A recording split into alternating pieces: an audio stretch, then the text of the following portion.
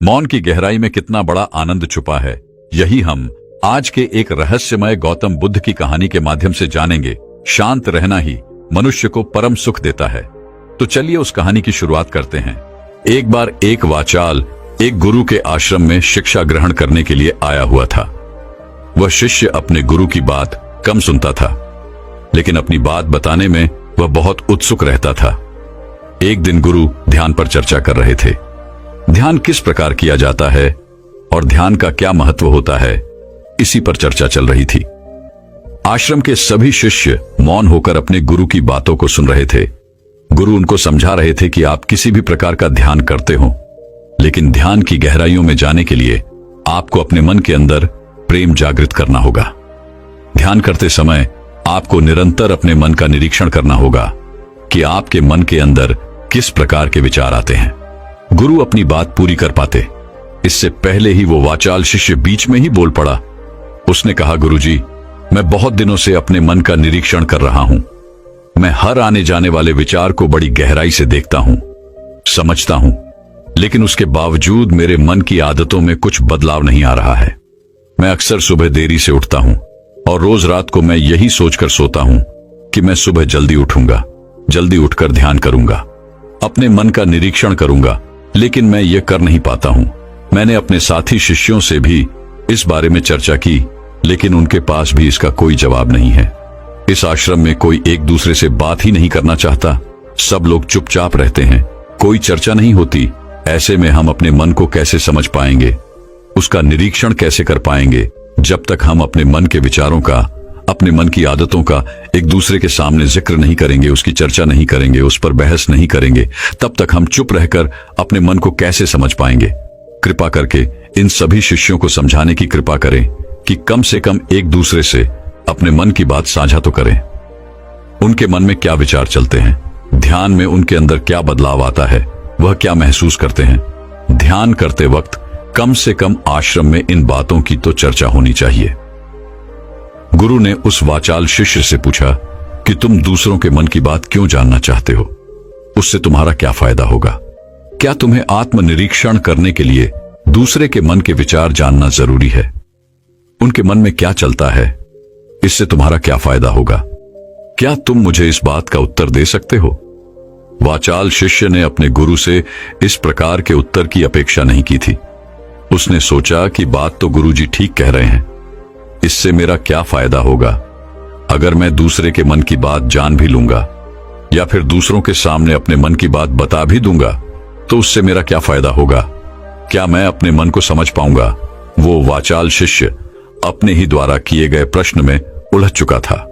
उसके पास इसका कोई उत्तर नहीं था, लेकिन फिर भी उसने दूसरे शिष्यों के सामने अपनी बात को ऊंचा दिखाने के लिए गुरुजी से कहा कि गुरुजी, अगर हमें यह पता चल जाएगा कि दूसरे के मन में क्या विचार चलते हैं और उन विचारों का वो ध्यान में जाकर किस प्रकार निरीक्षण करते हैं, तो इससे तो हमें भी ध्यान लगाने में आसानी रहेगी। हम भी अपने ध्यान में उसी प्रकार अपने विचारों का निरीक्षण कर पाएंगे, अपने मन को समझ पाएंगे। क्या आपको नहीं लगता कि गहरा ध्यान लगाने के लिए किन बातों का ध्यान रखा जाए, किस प्रकार अपने मन का निरीक्षण किया जाए, इस बात की चर्चा करने से दूसरे शिष्यों का भी भला हो सकता है। गुरुजी ने उससे पूछा कि मान लो कोई शिष्य गहरा ध्यान लगा पाता है और अगर वो तुम्हें अपनी मनोदशा बता भी दे कि किस प्रकार वो अपने मन का निरीक्षण करता है, अपने विचारों का निरीक्षण करता है, तो तुम्हें क्या लगता है कि यह जानकर तुम भी गहरे ध्यान में उतर पाओगे? अगर तुम ऐसा सोच रहे हो तो मैं तुम्हें एक बात बता दूं कि तुम अपने ही मन के बनाए हुए जाल में खुद फंस जाओगे। अगर तुम्हें कोई ऐसी प्रक्रिया पता चल गई कि गहरे ध्यान में किस प्रकार प्रवेश किया जाता है, तो तुम्हारा मन उसी प्रक्रिया का अनुसरण करने की कोशिश करेगा। तुम वर्तमान में उपस्थित होकर अपनी मनोदशा नहीं समझ पाओगे, बल्कि तुम्हारा मन तो उस प्रक्रिया के विचारों में उलझा रहेगा। तुमने अपने मन को एक काम दे दिया करने के लिए और तुम्हारा मन उसी काम को करता रहेगा। तुम भी उस काम में सम्मिलित हो जाओगे, तो तुम अपने मन का निरीक्षण किस प्रकार कर पाओगे? क्योंकि तुम तो खुद अपने मन के साथ सम्मिलित हो गए, तुम तो खुद अपने मन के साथ एक हो गए। गुरुजी ने बताया कि तुम अपने मन को तभी समझ सकते हो जब तुम अपने मन से अलग हटकर अपने मन को देख पाओ, अपने मन की चाल को दूर से खड़े होकर समझ पाओ। जिस भी विषय को या जिस भी चीज को तुम्हें समझना हो, तुम्हें उसे अलग होकर देखना होगा। अगर तुम उसके साथ एक हो गए तो तुम उसको कभी नहीं समझ पाओगे, तुम उसके साथ सम्मिलित हो जाओगे। जिस प्रकार तुम अपने विचारों को समझने की कोशिश करते हो, लेकिन विचारों को समझते समझते तुम अपने ही में खो जाते हो, कभी अनुभव किया है तुमने? शिष्य ने हां में सर हिलाते हुए कहा कि गुरुजी, जब भी मैं अपने विचारों का निरीक्षण करने लगता हूं तो ऐसा ही होता है, मैं अपने ही विचारों में खो जाता हूं। कुछ समय बाद मुझे ध्यान में आता है कि मैं अपने विचारों का निरीक्षण कर रहा था, तो उसके बाद मैं फिर से अपने विचारों देखने वाला बन जाता हूं, उनका साक्षी बनने की कोशिश करने लगता हूं, लेकिन कुछ समय बाद मैं फिर से अपने विचारों के साथ एक हो जाता हूं। गुरुजी ने सभी शिष्यों को समझाते हुए कहा कि जिस प्रकार एक गुस्से से भरा हुआ आदमी कभी भी अपने गुस्से का निरीक्षण नहीं कर पाता, क्योंकि वो खुद अपने गुस्से के साथ एक हो जाता है, वो अपने गुस्से को ही अपना अस्तित्व मान लेता है, और इसीलिए वो कभी नहीं देख पाता कि यह गुस्सा उसके मन को किस प्रकार प्रभावित कर रहा है, किस प्रकार यह गुस्सा उसके मन को दुखी कर जाएगा।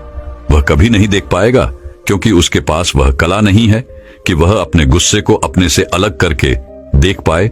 इसी चीज के लिए सारे अभ्यास बने हुए हैं, ताकि तुम सिर्फ एक दृष्टा, एक साक्षी बनकर सभी चीजों को उसके परिपूर्ण, उसके असली स्वरूप में देख पाओ। और जब तुम सभी चीजों का, सभी विचारों को असली स्वरूप में देख लेते हो, तब तुम्हें उसकी अनित्यता पता चलती है। तब तुम्हें पता चलता है कि ये सब आने जाने वाली चीजें हैं, लेकिन चेतना, कॉन्शियसनेस, वह हमेशा इंसान के साथ रहती है। वह दृष्टा, वह साक्षी जो उसको देख रहा है, वह हमेशा जीवित रहता है, वह कभी नहीं मरता, वह नित्य है, और वही चेतना होती है। चेतना किसी भी चीज से कभी भी बंधी हुई नहीं होती। चेतना तुम्हारा होश है। दूसरी चीजों को उनके स्वरूप में देख पाने की कला तुम्हें तुम्हारी चेतना से ही मिलती है। जिस प्रकार तुम्हारी चेतना होगी, उतने ही अच्छे तरीके से तुम चीजों से अलग हटकर उनको देख पाने में सक्षम हो पाओगे। इसलिए अपनी चेतना को ऊपर उठाने का काम करो, ताकि तुम अपनी चेतना से किसी भी चीज का असली स्वरूप देखने में सक्षम हो पाओ। शिष्य ने पूछा कि गुरुदेव, आपकी बातें कुछ कुछ तो समझ में आ रही हैं, लेकिन एक बात समझ में नहीं आई कि अपनी चेतना को ऊपर उठाने के लिए, अपने आप को ज्यादा होश में रखने के लिए हमें क्या करना होगा। इस पर चर्चा करते हुए गुरु ने बताया कि तुम मौन होकर, चुप होकर सिर्फ अपने विचारों को, अपने मन की प्रक्रियाओं को, अपने अनुभवों को देखना शुरू करो। तुम्हारे अनुभव आते हैं, तुम्हारे अनुभव चले जाते हैं, वो आने तय है। वो हमेशा हमारे साथ नहीं रहने वाले, लेकिन हमारा मन उन्हीं अनुभवों को पकड़ने की कोशिश करता रहता है। जब तुम्हें कोई अच्छा अनुभव होता है तो तुम्हारा मन चाहता है कि तुम्हें बार बार वही अनुभव हो, और उसी अनुभव को लेने के चक्कर में तुम्हारा मन तुम्हें फंसाता चला जाता है। तुम्हारी चेतना तुम्हारे मन के अधीन हो जाती है। वही होता है एक सिगरेट पीने वाले के साथ, वही होता है एक शराब पीने वाले के साथ, और वही होता है हर बुरी आदत अपनाने वाले के साथ, कि उसकी चेतना उसके मन की गुलाम हो जाती है। अगर तुम अपने चेतना को अपने मन से आजाद करना चाहते हो तो सबसे पहले मौन रहना सीखो। तुम्हारे ज्यादा बोलने की आदत, दूसरों से उनके अनुभव सुनने की आदत तुम्हारे मन को और ज्यादा भर देगी। लेकिन अपने चेतना को आजाद करने के लिए तुम्हें अपने मन को खाली करना सीखना होगा। जब तुम अपने मन को खाली करोगे, तब तुम्हें अपनी चेतना का असली रूप दिखाई देगा। तब तुम्हें पता चलेगा कि मौन रहकर, चुप रहकर अपनी चेतना को कैसे ऊपर उठाया जाए, कैसे हमेशा चैतन्य रहा जाए। चैतन्य रहना ही हमारा असली स्वरूप होता है, लेकिन हम उसे भूल चुके हैं अपने मन के अधीन होकर। इसीलिए अपने चेतना को अपने मन से छुटकारा दिलाना होगा। इसके लिए तुम चुप रहकर अपने मन के विचारों को देखना शुरू करो, उसके अनुभवों को महसूस करना शुरू करो। जब तुम अपने मन के साक्षी हो जाते हो, अपने मन के दृष्टा हो जाते हो, उसे देखने वाले हो जाते हो, तब तुम्हें पता चलता है कि तुम्हारे मन में एक विचार जाता है तो दूसरा आ जाता है, दूसरा जाता है तो तीसरा आ जाता है। और इस प्रकार जिस तरह सड़क पर भीड़ चल रही होती है, लोगों का हुजूम चल रहा होता है, एक आदमी जाता है तो दूसरा आता है, दूसरा जाता है तो तीसरा आता है। उसी प्रकार हमारे मन की भूमि में अनेकों अनेक विचार आते और जाते रहते हैं, लेकिन धीरे धीरे हम उनसे जुड़ते नहीं हैं। उनके साथ बहने नहीं लग जाते, उनके साथ खो नहीं जाते, बल्कि उनको साक्षी होकर बस देखते रहते हैं। और देखते देखते धीरे धीरे वो सभी विचार विलीन होने लगते हैं और उसके बाद हमारे मन की भूमि पूरी तरह से खाली हो जाती है। और अब हमें पहली बार अपने चैतन्य होने का पता चलता है। हमें पता चलता है कि हमारी चेतना ही हमारा असली आनंद है, वही हमारा स्वरूप है और उसके लिए अपने मन की भूमि से खरपतवार हटानी जरूरी होती है। उसके लिए मेहनत नहीं करनी, बस उन विचारों को देखते रहना है। एक विचार जाता है तो दूसरा आता है, दूसरा जाता है तो तीसरा आता है। बस देखते रहो, साक्षी बने रहो और देखते देखते वह विचार विलीन हो जाते हैं। लेकिन इसके लिए तुम्हें चुप रहकर अभ्यास करना होगा। चुप रहकर अपने विचारों का आत्मनिरीक्षण करना होगा, अपने मन की भावनाओं को समझना होगा। कब तुम्हें गुस्सा आता है, कब तुम्हें खुशी होती है, उसे अलग खड़े होकर देखना होगा। जब भी हमें गुस्सा आता है या खुशी होती है या किसी से घृणा होती है तो हम तत्क्षण उत्तेजित हो जाते हैं और उत्तेजना की वजह से ही हम उन भावनाओं को अलग होकर देख नहीं पाते हैं। लेकिन अगर हम उत्तेजित ना हो, शांत रहें, शिथिल रहे, तो हम अपने मन की भावनाओं को समझ सकते हैं, उनको जान सकते हैं। और जब हम अपने मन की भावनाओं को जानने लगते हैं तब हमें पता चलता है कि कोई भी भाव हमेशा नहीं रहता। एक भाव जाता है तो दूसरा चलता है। खुशी हमेशा नहीं रहती, दुख हमेशा नहीं रहता, गुस्सा हमेशा नहीं आता। जब इन बातों को हम समझने लगते हैं तो ये सारे भाव हमारे अंदर से विलीन होने लगते हैं और सिर्फ एक प्रेम, एक आनंद हमारे अंदर बच जाता है। उसे ही हम परमानंद कहते हैं और वही हमारा असली स्वरूप होता है। इसीलिए अपने मन की चाल में तुम खुद मत फंस जाना। अपने मन की चाल को दूर खड़े होकर बस देखते रहना और देखते देखते वह चाल तुम्हारा मन पूरी तरह से विलीन हो जाएगा। और जब कोई मन नहीं बचेगा तभी हम हर चीज में अपना मन लगा सकते हैं, हर काम को पूरे ध्यान पूर्वक कर सकते हैं। असल में मन का विलीन होना ही ध्यान में प्रवेश होता है। जब तक हमारा मन हावी होता है तब तक हम ध्यान में प्रवेश नहीं कर पाते, क्योंकि हमारा मन करेगा तब हम ध्यान करेंगे और जब हमारा मन नहीं करेगा तब हम ध्यान नहीं करेंगे। और ऐसा हर काम में लागू होता है। लेकिन एक बार अगर हमारा मन विलीन हो जाता है तो हम हर काम में ध्यान लगा सकते हैं और ध्यान ही हमारा असली स्वरूप बन जाता है, वही चेतना बन जाती है। इस ज्ञान भरी चर्चा को सुनकर सभी शिष्य प्रसन्न हो गए, लेकिन गुरु ने उन्हें चेतावनी देते हुए कहा कि तुम प्रसन्न हो रहे हो, यह भी तुम्हारे मन की एक भावना है। तुम्हें यह बातें सुनने में मजा आ रहा है, इसीलिए तुम प्रसन्न हो रहे हो, लेकिन यह बातें हमेशा कोई तुम्हें नहीं सुनाएगा और इसी वजह से तुम्हारा मन हमेशा प्रसन्न नहीं रह पाएगा। अगर तुम्हें असली आनंद की खोज करनी है, ऐसी प्रसन्नता हासिल करनी है जो कभी विलीन ना हो, तो तुम शांत होकर, मौन होकर, भावना रहित होकर अपने विचारों और अपनी भावनाओं को देखना शुरू करो। उसके बाद तुम्हें खुद ही महसूस होगा कि चेतना जो होती है वह शाश्वत होती है, वह कभी नहीं मरती और बाकी सभी चीजें अन्यथा हैं, वो खत्म हो जाएंगी, वो मर जाएंगी, वो पीछे छूट जाएंगी। कोई भी चीज इस संसार में शाश्वत नहीं होती सिवाय हमारी चेतना के। जब हम प्राण छोड़ते हैं तो हमारे शरीर से सबसे पहले हमारी चेतना ही निकलती है, इसीलिए चेतना कभी नहीं मरती। गुरु ने सभी को निर्देश देते हुए कहा कि आज हम मौन रहकर अपने मन के विचारों और उसकी भावनाओं पर ध्यान लगाएंगे, उसके साथ सम्मिलित नहीं होंगे, बस उसे दूर से खड़े होकर देखते रहेंगे। थोड़ा कठिन है, लेकिन अभ्यास करने से तुम इसमें पारंगत हो जाओगे। और इसके बाद गुरु ने सभी को ध्यान लगाने का संकेत किया। तो दर्शकों, अब शांत रहने के फायदे के ऊपर अगली कहानी की शुरुआत कुछ इस प्रकार होती है। गौतम बुद्ध अक्सर अपने शिष्यों से कहा करते थे कि दुनिया की सबसे तेज छुरी हमारी जबान है और दुनिया के सबसे खतरनाक हथियार हमारे शब्द हैं, जो बिना किसी खून खराबे के लोगों को अंदर ही अंदर मार सकते हैं। हमारे शब्द हमारी ताकत है, लेकिन यह हमारी सबसे बड़ी कमजोरी भी हो सकते हैं। अगर हमें नहीं पता कि कब, कहां, क्या और कितना बोलना है, यदि हम सही समय पर सही इरादे के साथ सही शब्दों का प्रयोग करते हैं तो यह हमें एक सफल व्यक्ति बनाता है। लेकिन अगर हम सही समय पर सही इरादे से सही शब्दों का इस्तेमाल नहीं करते हैं तो यह हमारे जीवन को नरक से भी बदतर बना सकता है। तो आज मैं आपको मौन के ऊपर एक कहानी सुनाऊंगा और यह कहानी आपके जीवन को बदलने वाली है। आपको मौन की शक्ति का एहसास करवाने वाली है। जापान में एक बहुत ही प्रसिद्ध बौद्धिक भिक्षु हुए। उनका नाम था रिझाई। रिझाई अकेले रहते थे, जंगल के पास, दुनिया के शोर शराबे से दूर।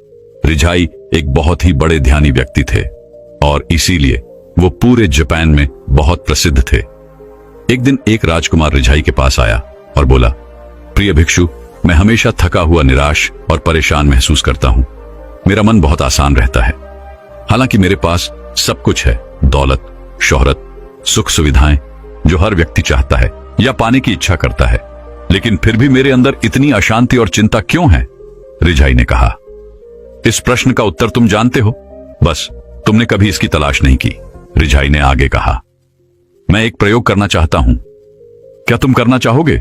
इस प्रयोग के बाद तुम्हारे जीवन में किसी भी तरह की अशांति और चिंता नहीं रहेगी। यह सब सुनकर राजकुमार बहुत हैरान हुआ। उसने कहा, बताइए, मुझे करना क्या है? अपने मन की शांति के लिए मैं कुछ भी करने को तैयार हूं। रिझाई ने एकदम शांत होकर उत्तर दिया, अगले 10 दिनों तक तुम मेरे आश्रम में रहोगे और एक सामान्य व्यक्ति की तरह अपना जीवन व्यतीत करोगे और इन 10 दिनों तक तुम एकांत में अकेले मौन बैठे रहोगे। राजकुमार भिक्षु की बात से सहमत हो गया। पहले दिन राजकुमार को लगा कि उसका मन सामान्य सी अधिक आसान और विचलित है। उसके मन में तरह तरह के प्रश्न उठ रहे थे और वह आम लोगों की तरह जीवन जीने में असहज महसूस कर रहा था। उसके अंदर से बोलने की प्रबल इच्छा उठ रही थी, लेकिन वह मौन रहा। उसके मुंह से कुछ नहीं निकला, एक शब्द भी नहीं। वह चुपचाप बैठा रहा, लेकिन रात होते होते उसे अंदर ही अंदर शांति का अनुभव होने लगा। उसके लिए यह अनुभव अजीब था। वह खुद से पूछ रहा था कि वह अंदर ही अंदर खुशी क्यों महसूस कर रहा है और उसकी आंतरिक बेचैनी और चिंता कम की होने लगी है। अगले दिन राजकुमार एक आंतरिक चुपचाप बैठा प्रकृति को निहार रहा था। पौधों को, फूलों को, आकाश में उड़ रहे पक्षियों को।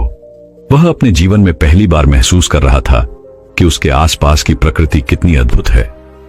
वह दिन भर प्रकृति की सुंदरता को देखता और उसकी शांति को महसूस करता रहा। इस तरह से एक हफ्ता बीत गया और अब तक उसके मन की सारी बेचैनी, सारी हलचल, सारी उथल पुथल और सारा तनाव एकदम गायब हो गया था। 8वें दिन की सुबह राजकुमार फिर से एकांत में बैठ गया और कुछ ही मिनटों में उसकी आंखें अपने आप बंद हो गईं और वह गहरे ध्यान में चला गया। वह पूरे दिन वहीं आंखें बंद की बैठा रहा और गहरे ध्यान में डूबता चला गया। ना कोई शब्द, ना कोई चिंता। राजकुमार भीतर से असीम शांति और आनंद से भर गया। राजकुमार अपने बाकी के 2 दिन इसी तरह गहरे ध्यान में व्यतीत करने के बाद 11वें दिन रिझाई के सामने प्रस्तुत हुआ और रिझाई को प्रणाम करके बोला, मुझे उत्तर मिल गया कि मेरे मन में इतनी उथल पुथल और चिंता क्यों थी। मैं जान गया कि मेरा मन इतना विचलित क्यों था। रिझाई ने मुस्कुराते हुए पूछा, बताओ क्या उत्तर मिला तुम्हें? राजकुमार ने कहा, मैं आवश्यकता से अधिक बातें करता था। मैं किसी पर भी अपने शब्द और ऊर्जा व्यर्थ करता था। मैं दिन भर अपने लोगों से फालतू की बातें करता रहता और फिर उन्हीं के बारे में अकेले में सोचता रहता और ज्यादातर समय नकारात्मक ही सोचता। इस तरह मैं बस अपना समय बर्बाद कर रहा था। ज्यादा बोलने और नकारात्मक सोचने की वजह से ही मेरा मन अशांत और बेचैन हो गया और इस वजह से ही मैं किसी भी चीज पर ठीक से काम नहीं कर पा रहा था, जिससे फिर मैं लगभग हर काम में सफल होने लगा और फिर इन लगातार मिलने वाली असफलताओं की वजह से ही मैं और भी उदास और चिड़चिड़ा हो गया और इसने मेरे जीवन को नष्ट कर दिया। लेकिन ये 10 दिन पूरी तरह से अलग थे। अब मुझे ऐसा लग रहा है कि मैं अपना जीवन पूरी तरह से जी रहा हूं, लेकिन इससे पहले ही मैं अपना जीवन गलत तरीके से जी रहा था और मैंने यह भी सीखा कि हमें सिर्फ ध्यान करने की जरूरत नहीं है। ध्यान अपने आप होता है जब हम स्थिर, शांत और मौन होते हैं। ध्यान के पिछले कुछ दिनों के दौरान मैंने जो पहली चीज सीखी वह यह है कि मनुष्य के जीवन के सबसे महत्वपूर्ण घटना स्वयं को जानना है। यह सुनकर रिझाई ने कहा, सिर्फ तुम ही नहीं, दुनिया में ज्यादातर लोग जरूरत से ज्यादा बोलते हैं। आज भी लोग ज्यादातर समय केवल एक दूसरे को नीचा दिखाने के लिए ही बोलते हैं। कुछ लोग ना चाहते हुए भी बातें करते हैं और अपना जीवन बर्बाद कर लेते हैं। ऋजई ने राजकुमार को मौन का महत्व समझाते हुए कहा। एक बार गौतम बुद्ध से उनके शिष्यों ने पूछा, प्रिय बुद्ध, आप ज्यादातर समय चुप क्यों रहते हैं? बुद्ध ने कहा, क्योंकि मौन में मैं अपने भीतर अनंत शांति की गहराइयों में होता हूं। मौन अपने भीतर उतरने की पहली सीढ़ी है। मौन के बिना स्वयं को जानना असंभव है। स्वयं को जानने और समझने का पहला नियम है कि मौन हो जाओ। उतना ही बोलो जितना अत्यंत आवश्यक हो, और तुम अचानक पाओगे कि 90% से ज्यादा तो व्यर्थ का है। ना बोलते तो कोई नुकसान ना था, बोल के ही गलती करती। दुनिया की 90% मुसीबतें कम हो जाएं अगर लोग थोड़ा चुप रहें, झगड़े फसाद कम हो जाएं, उपद्रव कम हो जाएं, अदालतें कम हो जाएं। अगर लोग थोड़ा चुप रहना सीख लें, संसार की बहुत सारी समस्याएं, बहुत सारों उपद्रवों सिर्फ बोलने से पैदा होते हैं। सारी बात मौन सीखने की है। जिसने मौन की कला जान ली, वह भीड़ में भी अकेले होने की कला जान लेता है। वह अपने भीतर डुबकी लगाने लगता है। एकांत में तो आदमी स्वर्ग में है। दूसरे की उपस्थिति ही बेचैनी पैदा करती है। पहले तो मौन के साथ हूं। पहले तो अपनी ऊर्जा को मौन में उतरने दो, गहराने दो मौन को। और उस स्थिति में पहुंचने के लिए जब दूसरों की मौजूदगी से तुम परेशान हो जाओ, तो उचित है कि आंख बंद कर लो और अपने में खो जाओ। वहां से पाओगे ताजगी, क्योंकि तुम्हारे जीवन का स्रोत वहीं छिपा है। वह किसी दूसरे में नहीं, तुम्हारे भीतर है। तुम्हारे जड़े तुम्हारे भीतर हैं। आखिर कौन तुम्हें तुम्हारे भीतर लेकर जाएगा? कोई नहीं। तुम्हें स्वयं ही अपने भीतर उतरना पड़ेगा। इसीलिए अपने भीतर जाओ। वही परम राज्य है जीवन का, वही स्रोत है आनंद का। वही से जन्म हुआ है, वही मौत में डूब जाओगे। वही तुम्हारा सूर्योदय हुआ है, वहीं से अस्त होगा। उसमें बार बार डुबकी लो। जब भी तुम डुबकी लगाकर लौटोगे वहां से, तुम पाओगे फिर ताजे हुए, फिर जीवन की नई संपदा मिली, फिर नई शक्ति का जन्म हुआ। थकान गई, उदासी गई, चिंता गई। जैसे कोई स्नान करके लौटता है तो शरीर शीतल हो जाता है, शांत हो जाता है। ऐसे ही जब कोई भीतर से होकर वापस आता है, मौन में स्नान करके लौटता है, तो समस्त अस्तित्व, समस्त व्यक्तित्व शांत और मौन हो जाता है, आनंदित हो जाता है। जब तुम आंतरिक मौन की उस पराकाष्ठा पर पहुंच जाओगे, तब तुम पाओगे कि बोलने से भी तुम्हारा मौन खंडित नहीं होता, वह बना ही रहता है। उसकी एक अंतर्धारा लगातार तुम्हारे भीतर बहती रहती है। तुम बोलते तो हो, लेकिन अपने से छूटते नहीं। तुम शब्द का उपयोग भी करते हो, लेकिन वो तुम्हारे मौन को खंडित नहीं कर पाते। एक बार गहरे मौन में स्थिर हो जाओ, फिर तुम्हारी वाणी में भी सुगंध आ जाएगी। फिर तुम्हारी वाणी में भी एक विशालता आ जाएगी। तुम्हारा बोलना संगीतपूर्ण होगा, तुम्हारा बोलना सत्य होगा। तुम बोलोगे तो दूसरों पर भी शीतलता छा जाएगी। जैसे ही तुम अंदर से चुप होते हो, तुम इतने शक्तिशाली होने लगते हो कि समाज का डर तुम छोड़ने लगते हो, और तुम्हारे जीवन में एक मस्ती आती है। तुम्हारे चेहरे पर एक नई रौनक आ जाती है। तुम्हारी आंखें किसी और ही बोझ से भर जाती हैं, और तुम अनंत शांति के समुद्र में डूबने लगते हो। इतना कहकर ऋजाई ने अपनी बात खत्म की और वह मौन में चला गया। राजकुमार भी उनका धन्यवाद कर अपने महल वापस चला गया। दोस्तों, आपने भी अनुभव किया होगा कि बहुत ज्यादा बात करने से दिमाग अशांत हो जाता है, जिसे हम अपने दिमाग पर नियंत्रण खो देते हैं और साथ ही अपना ध्यान भी खो देते हैं। जो लोग बहुत ज्यादा बोलते हैं, उनके पास किसी एक काम पर ध्यान केंद्रित करने की काबिलियत नहीं होती। वह अपने किसी भी लक्ष्य पर पूरी तरह से केंद्रित नहीं हो पाते, और अगर हम केंद्रित नहीं हैं, तो जीवन की सच्चाई को समझ नहीं पाएंगे और ना ही कभी मनचाही सफलता हासिल कर पाएंगे। इसके अलावा भी आपने देखा होगा कि जो लोग अधिक बोलते हैं, वह अक्सर लोगों के बीच हंसी का पात्र बन जाते हैं, और जो लोग कम बोलते हैं और अपनी बात पर कायम रहते हैं, उन्हें लोगों से सम्मान मिलता है। लोग उनकी बातों को सुनते हैं और उन पर भरोसा भी करते हैं। जो लोग जरूरत से अधिक बोलते हैं और अपने विचारों के बारे में पक्के नहीं होते, उनका दिमाग अस्थिर और विचलित रहता है, शोर से भरा रहता है, और एक अशांत दिमाग वाला व्यक्ति जीवन में किसी भी चीज में सफल नहीं हो पाता, क्योंकि वह किसी भी काम में फोकस नहीं कर पाता। यदि किसी व्यक्ति को यह पता है कि उसे कब, कहां और क्या बोलना है, तो वह व्यक्ति सच में बहुत बुद्धिमान है। और ऐसा व्यक्ति जहां भी जाता है, वह व्यक्ति तो आकर्षण का केंद्र बन जाता है, और वह जो कुछ भी करता है उसमें सफल होता है। अगर हम किसी महान और सफल व्यक्ति के व्यक्तित्व को गहराई से देखें तो पाएंगे कि वो कम बोलते हैं और कम से कम शब्दों में अपनी बात खत्म कर देते हैं। वह बोलने से पहले ही वह चीजों और जिसके बारे में उसे बोलना है उनके बारे में गहराई से सोचते हैं। लेकिन जो लोग बहुत ज्यादा बोलते हैं, बहुत बार वो झूठ भी बोलते हैं और अपनी बातों से दूसरों के मन और विचारों पर कचरा डालते रहते हैं। वो ज्यादातर समय दूसरों की बुराई करते रहते हैं, इसलिए उनके अपने भी उनसे नफरत करने लगते हैं और उसे बचने की कोशिश करते हैं। हमारे भारतीय उपनिषदों में कहा गया है कि हमारे शब्द वास्तविक भ्रम शक्ति हैं। मौन से धैर्य आता है, धैर्य से ध्यान, और ध्यान से हम अपने जीवन के बारे में जागरूक हो जाते हैं। इसीलिए अगर हम ज्यादा बात करते हैं तो हम मौन को खो देते हैं, जो मन की शांति का पहला स्तंभ है। दोस्तों, आज से हम भी मौन का अभ्यास करते हैं। आज से हम भी वही बोलेंगे जो जरूरी है, और हम कोशिश करेंगे कि कम से कम शब्दों में अपनी बात खत्म करें, और हो सके तो कोशिश करेंगे कि रोज कम से कम 30 मिनट एकांत में चुपचाप बैठे। और मुझे पूरा विश्वास है कि इससे हम सब के अंदर एक सकारात्मक बदलाव जरूर आएगा। इसी के साथ इस वीडियो को खत्म करते हैं।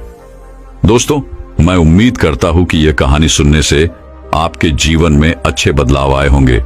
आपको इस वीडियो से क्या सीखने मिला, ये कमेंट करके जरूर बताएं, और अपने परिवार, दोस्तों या आपके करीबी इंसान के साथ ये कहानी शेयर करके उन्हें भी इस ज्ञान से परिचित करवाएं। बाकी अगर आपको यह वीडियो दिल से अच्छी लगी हो तभी इस वीडियो को लाइक कर देना, और आपने अब तक इस चैनल को सब्सक्राइब न किया हो तो चैनल को सब्सक्राइब भी जरूर कर देना। आपका हर दिन शुभ हो और खुशियों से आपका जीवन भरा रहे। धन्यवाद। नमो बुद्धाय।